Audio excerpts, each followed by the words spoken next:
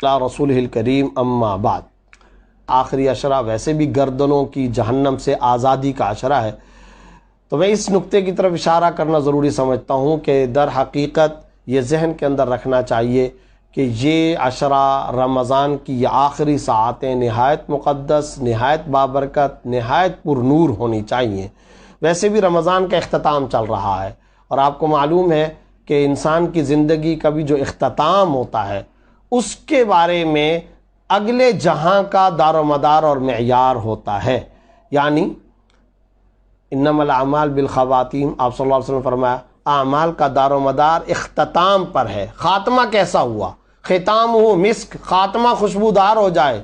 پورے رمضان اگر رمضان کی قدردانی نہیں ہو سکی تو اب ان آخری لمحات کے اندر رمضان کی قدردانی کرنے کی ایک غیر معمولی ہمیں اپنے دل دماغ کے اندر تحریک چلانی چاہیے۔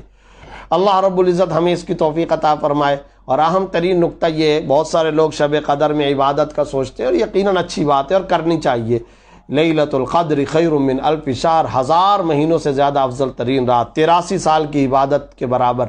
لیکن اس کے ساتھ ساتھ دیکھیں، ایک ہے جلب منفعت اور ایک ہے دفع مضرت۔ ارے جلب منفعت کا مطلب ہے کوئی مزید ایکسٹرا فائدہ حاصل کرنا، یہ تو اگر کسی کو موقع مل جائے غنیمت، صد سعادت، بہت اچھی بات۔ لیکن اگر یہ زیادہ فائدہ اٹھانے کا موقع نہ ملے تو کم از کم دفع مضرت، یعنی اپنے سے نقصان مضرت کو دور کرنا، یہ تو ایک اہم ترین نقطہ ہوتا ہے۔ تو دراصل مختلف احادیث ہیں جن احادیث سے یہ پتہ چلتا ہے کہ یہ جو آخری شب قدر، یعنی رمضان کی جو طاق راتوں میں سے شب قدر، کچھ لوگ ایسے ہوتے ہیں جن کی ان راتوں کے اندر بھی بخشش نہیں ہوتی۔ اب وہ کون سے لوگ ہیں؟ سب سے پہلے جو ہماری عبادت اور ہمارے کرنے کا کام ہے وہ یہ ہے کہ ہم کم از کم اپنے آپ کو ان لوگوں کی فہرست سے نکالیں۔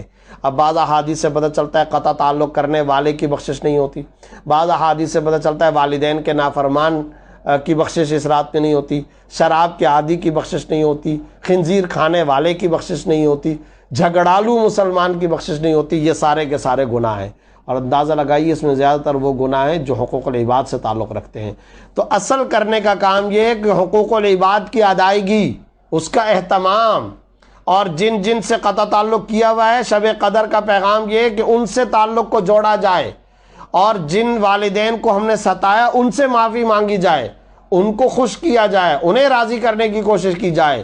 پڑوس اگر ہم سے تکلیف میں، توبہ کرنی چاہیے، ہمسایوں کو راحت پہنچائیں، جن رشتہ داروں کو ہم نے اذیت دے رکھی ہے ان کو راحت پہنچانے کا اہتمام اور بندوبست اور سامان کریں۔ یہ ہے اصل میں کرنے کے کام۔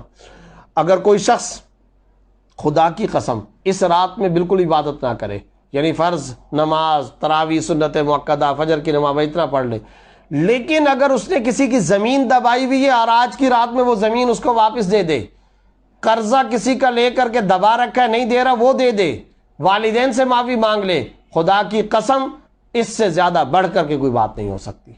یہ حقوق العباد کی ادائیگی اہم ترین معاملہ ہے۔ اللہ اپنے حقوق معاف کر دیتا ہے، لیکن جہاں تک بندوں کے حقوق کا تعلق ہے غیر معمولی سختی ہے، اس پر بہت پکڑ ہے، بہت زیادہ بات پرس ہے۔ تو اس لیے شب قدر کا جو پیغام ہے، پھر ساتھ ساتھ ایک نقطہ، سب نے یہ حدیث سن رکھی ہے کہ آپ صلی اللہ علیہ وسلم باقاعدہ گھر سے باہر تشریف لائے، صحابہ کرام کو شب قدر کی تعیین کے بارے میں بتانے والے کہ بھئی آج کی رات یا فلاں رات شب قدر ہے۔ لیکن کیا حدیث کے اندر واقع آتا ہے؟ 2 مسلمان جھگڑا کر رہے تھے، شب قدر کی تعیین کو اٹھا لیا گیا۔ پتہ چلا اتنی بڑی رحمت کی بات کہ شب قدر فلاں فکس اور متعین اور مقرر رات ہے، اتنی غیر معمولی بات بتائے جانا مقصود ہے، لیکن مسلمانوں کے درمیان میں افتراق اور انتشار کی وجہ سے اس تعیین شب قدر کو اٹھا لیا گیا۔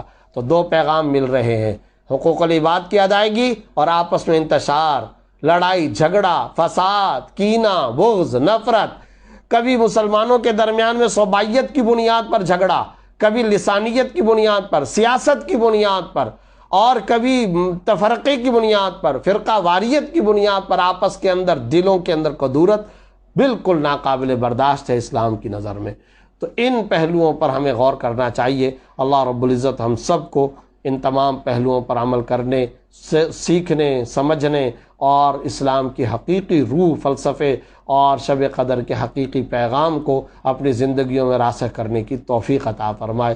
وآخر دعوانا الحمدللہ رب العالمین۔